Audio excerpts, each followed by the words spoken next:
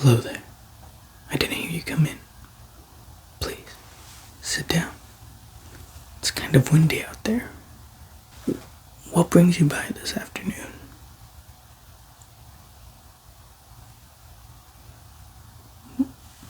What's that?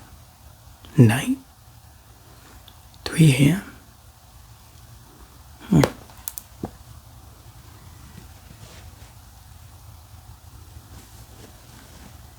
Oh well, forgive me.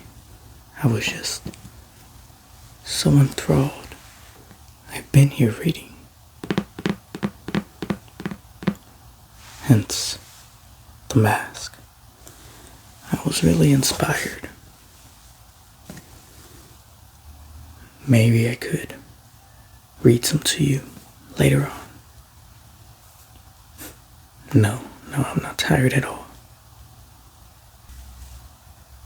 Though, I will admit, my eyes are a bit strained because I can't well see through these. So maybe I should take a little break. No, you didn't answer my question. What brings you by?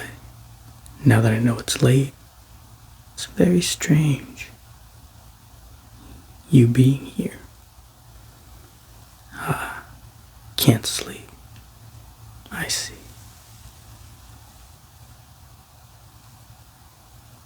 Thought I could help. In what way? Well, I don't know if I'll be any good at it, but I suppose I could give it a shot.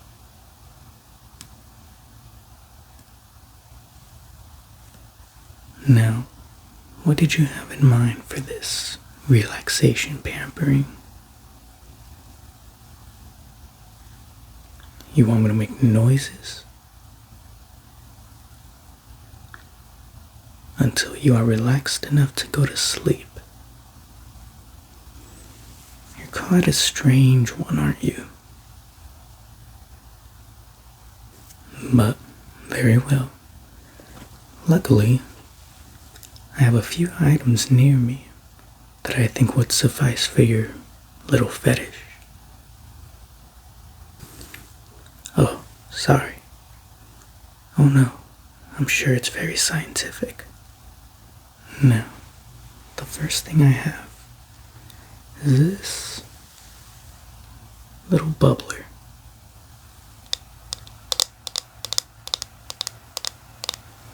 It's quite interesting to look at.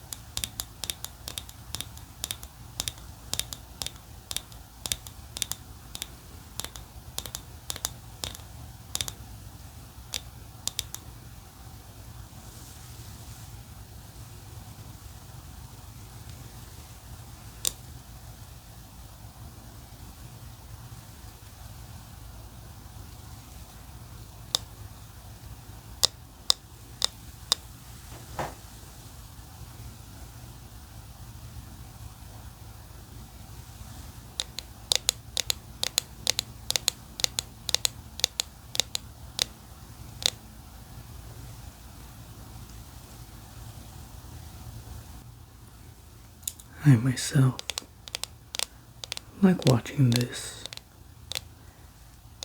just to relax, so I can kind of see your point of view of it.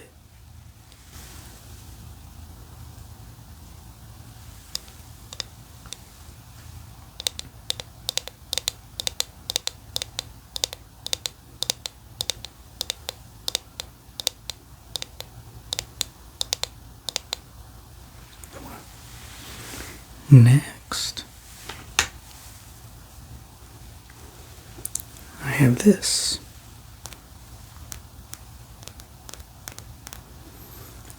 It's a brush, a very soft brush with very soft bristles. And I was thinking that maybe I could just shoo down your face, if that's alright with you. Good.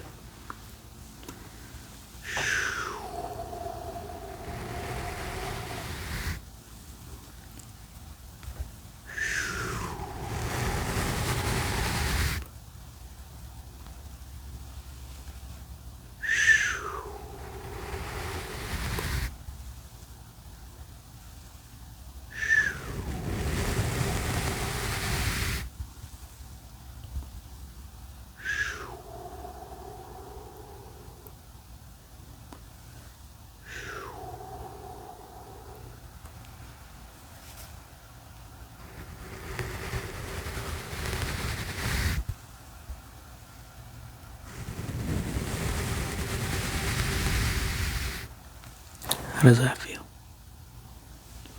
Good.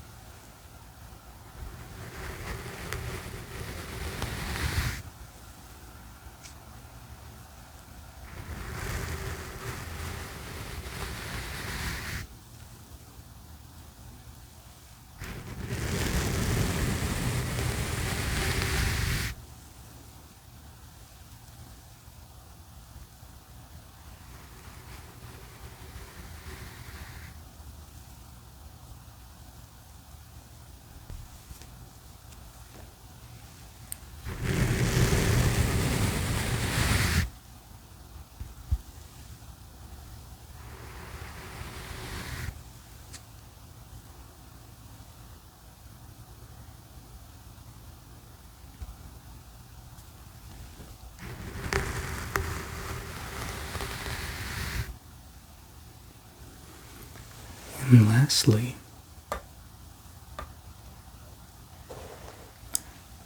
I did promise you. Oh, no? Okay. What's that? You want me to brush your hair? Very well. I do have this comb.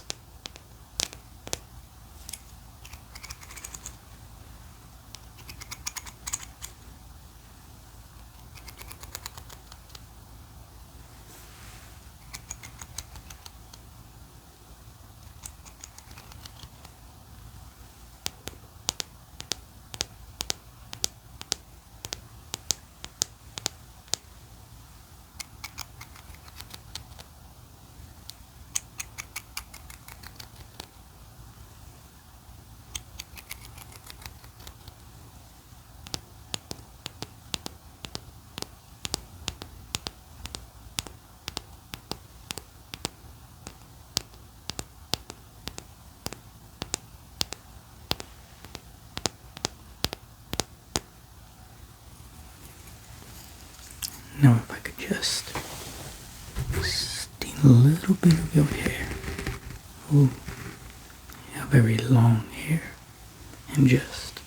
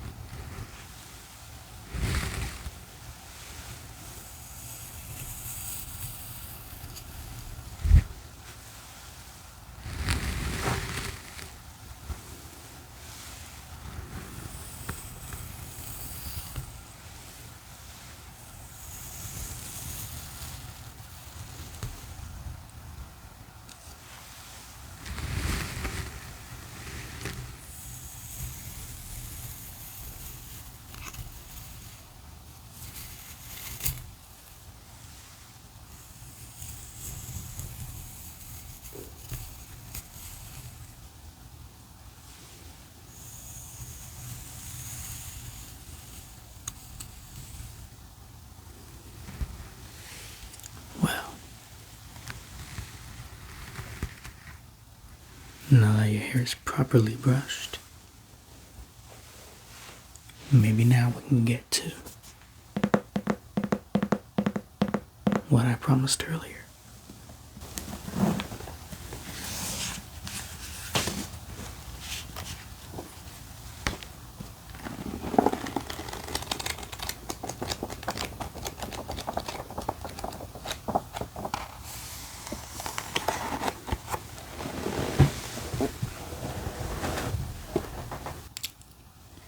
The Phantom of the Opera by Gaston Leroux.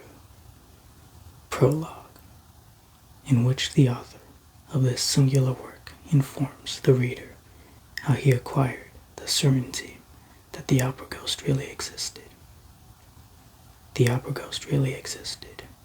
He was not, as was long believed, a creature of the imagination of the artist, the superstition of the managers, or a product of the absurd and impressionable brains of the young ladies of the bullet, their mothers, the box keepers, the cloakroom attendants, and concierge. Yes, he existed in flesh and blood, although he assumed the complete appearance of a real phantom, that is to say, of a spectral shade. When I began to ransack the archives of the National Academy of Music, I was at once struck by the surprising coincidence between the phenomena ascribed to the ghost and the most extraordinary and fantastic tragedy that ever excited the Paris upper classes. And I soon conceived idea that this tragedy might reasonably be explained by the phenomena in question. The events do not date more than 30 years back, and it would not be difficult to find at the present day.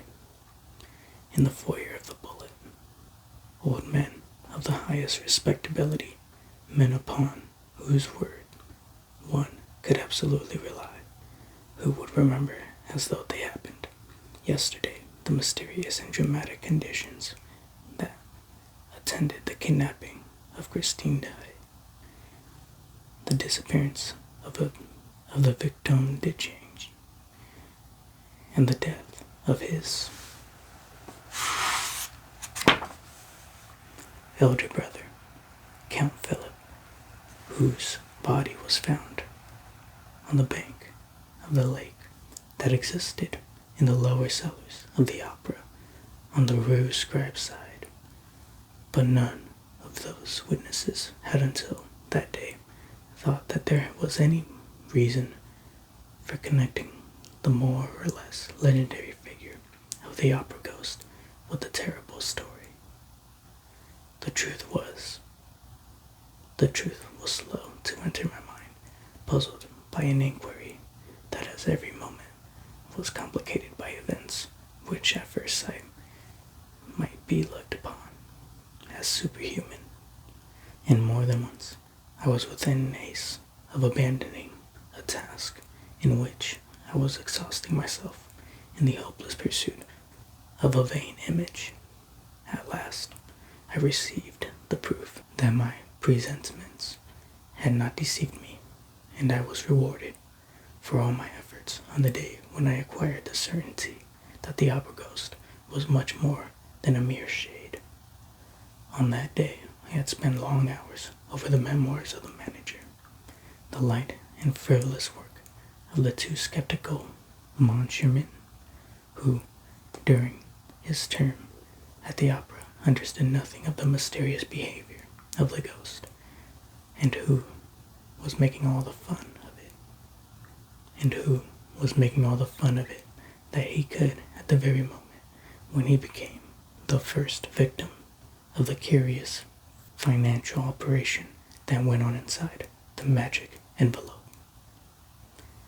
It had just left the library in despair when I met the delightful acting manager of our National Academy, who stood chatting on the landing with a lively and well-groomed little old man, to whom he introduced me gaily. The acting manager knew all about my investigations, how eagerly and unsuccessfully I had been trying to discover the whereabouts of the examining magistrate in the famous Changey case. Nobody knew what had become of him, alive or dead. And here he was back from Canada, where he had spent 50 years, and the first thing he had done on his return to Paris was to come to the secretarial office at the opera and ask for a free seat. The little old man was fine himself. He spent a good part of the evening together